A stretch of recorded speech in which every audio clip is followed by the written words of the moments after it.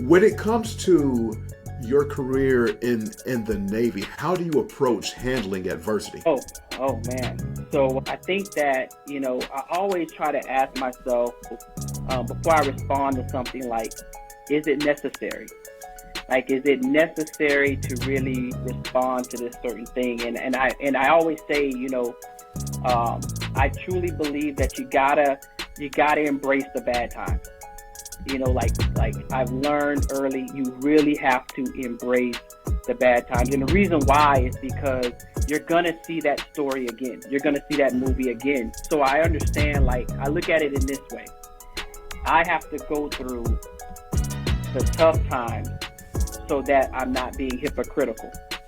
That way, when someone else is going through that, then I can sit down with them and I can actually be able to coach them through that thing. And so I never want to be the type of leader that, is going to tell you about something or how you should approach something if I have not experienced that thing.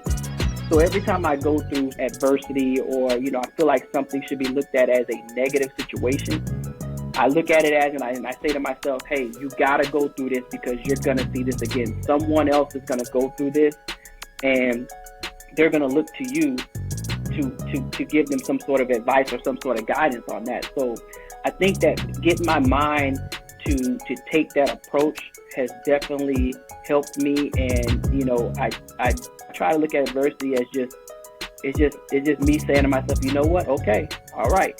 I know that I'm going to see this again. And I'm only going through this so that I can be able to help somebody else. And I think that has helped me with my leadership style.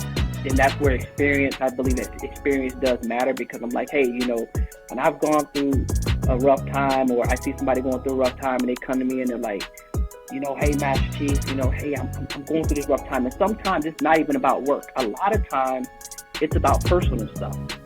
And so I use my personal journeys and I say, hey, okay, let's talk about it.